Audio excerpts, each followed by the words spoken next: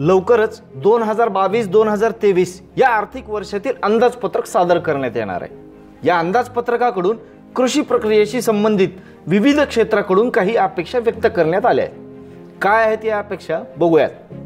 पतपुरवठा आणि सिंचन या दोन्ही क्षेत्रामध्ये मोठ्या प्रमाणामध्ये निधी उपलब्ध करून देण्याची मागणी करताना कृषी क्षेत्रातील तंत्रज्ञानाच्या अंगीकारासाठी काही ठोस धोरणात्मक निर्णयांची अपेक्षा तज्ञांनी व्यक्त केली।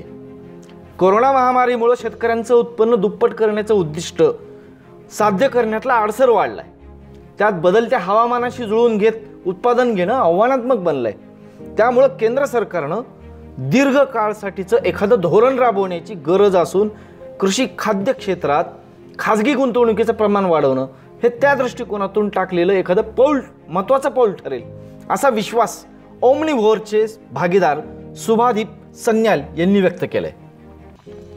कृषी निविष्ठा आणि यंत्राबाबत सरकारनं धोरणात्मक पातळीवर काही निर्णय घ्यायला हवेत। कृषी यंत्राच्या प्रसारासाठी उत्पादनावर आधारित प्रोत्साहन योजना राबवायला हवी आहे।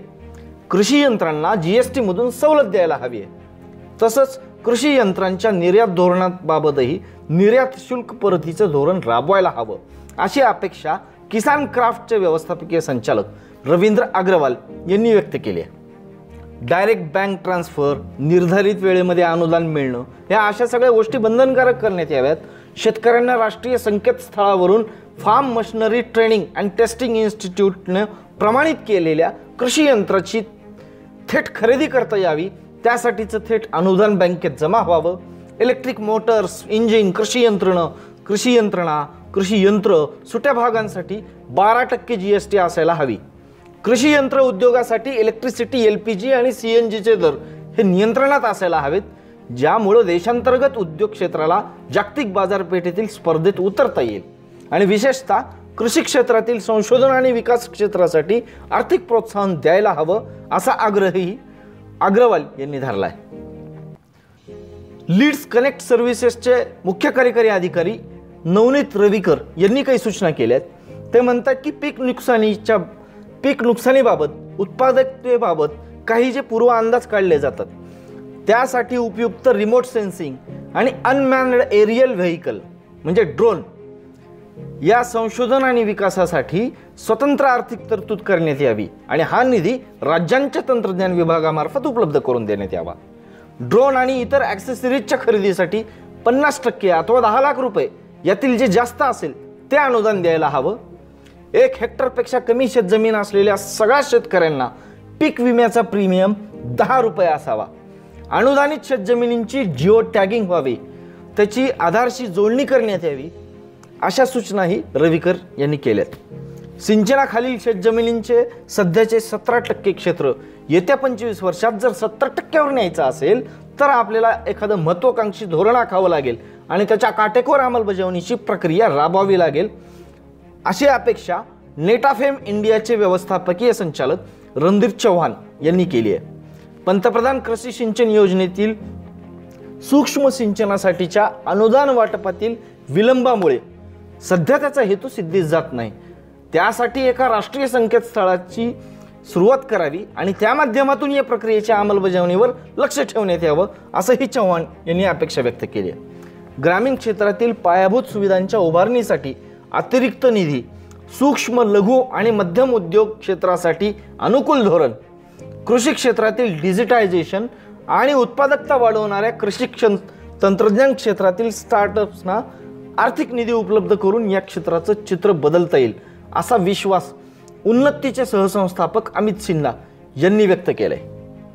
कर प्रणालीतील फायदे, पात्रतेसाठीचे निकष इत्यादी स्वरूपामध्ये कृषी तंत्रज्ञान क्षेत्राला सरकारकडून मदतीची अपेक्षा असल्याचंही सिन्हा यांचं मत आहे। कृषी तंत्रज्ञान क्षेत्रातील वाढीची ही वाटचाल चालू ठेवण्यासाठी येत्या अंदाजपत्रकात या क्षेत्रातील रिसर्च अँड डेव्हलपमेंट म्हणजेच संशोधन आणि विकासासाठी प्रोत्साहन देण्याचं धोरण असायला हवंय।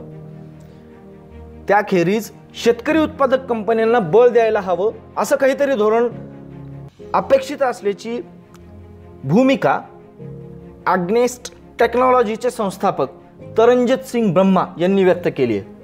सरकारच्या या कृती तंत्रज्ञान क्षेत्रातील स्टार्टअप्सना बळ मिळेल। याखेरीज या क्षेत्राच्या विकासासाठी पायाभूत सुविधांची उभारणी करता येईल। या क्षेत्रातील संशोधनासाठी धोरणात्मक कृती आराखडा लागू करायला हवा असंही ब्रह्मा यांचं मत आहे। पीक सुरक्षा, पोषक घटक आणि कृषी यांत्रिकीकरण यावरील GST मध्ये 12 ते 18% कपात करण्यात यावी, ज्याचा फायदा शेतकऱ्यांचं उत्पादन खर्च कमी होण्यात येईल। शेतकऱ्यांना नगदी पिकं आणि फलोत्पादनाकडे प्रवृत्त करण्यासाठी प्रशिक्षण द्यावं लागेल।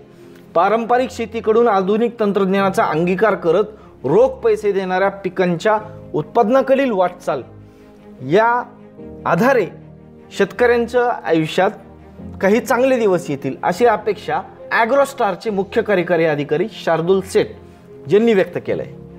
2022च्या अंदाजपत्रकामध्ये कृषी क्षेत्राच्या वाढीशी संलग्न संस्था संघटनांच्या विकासावर लक्ष केंद्रित करायला हवं। त्यासाठी पायाभूत सुविधा उपलब्ध करून द्यायला हव्यात। कृषी तंत्रज्ञान क्षेत्राच्या कर रचनेत आमूलाग्र बदल करायला हवेत। कृषी तंत्रज्ञान क्षेत्राच्या विकासासाठी विशेष असा निधी उपलब्ध करून द्यायला हवा। कृषी क्षेत्रातील डिजिटायझेशन ही त्या दृष्टिकोनातून उत्तम सुरुवात ठरेल अशी अपेक्षा येत्या अर्थसंकल्पाकडून ॲग्री बाजारचे मुख्य कार्यकारी अधिकारी अमित अग्रवाल यांनी व्यक्त केली आहे।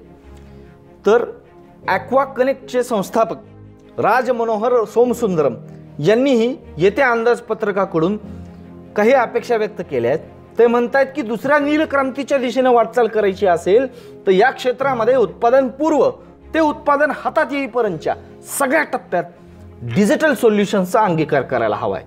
माहिती आधारित शेती, शेती पर्यवेक्षण, शेती परीक्षण, शेती निरीक्षण यासाठी तंत्रज्ञानाचा अंगीकार करायला हवा। त्यासाठी संबंधित उत्पादकांना, शेतकऱ्यांना प्रोत्साहन द्यायला हवं, निधी उपलब्ध करून द्यायला हवा आहे। मत्स्य शेती करणाऱ्या शेतकऱ्यांना उत्पादन वाढीसाठी आधुनिक शेती पद्धतीकडे परावृत्त करायला हवं असंही सोमसुंदरम यांचं म्हणणं आहे।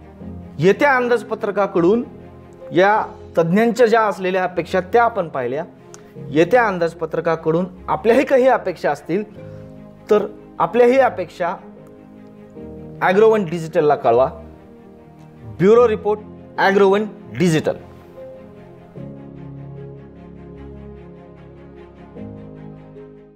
ताज्या अपडेट्ससाठी भेट द्या agrowon.com वर।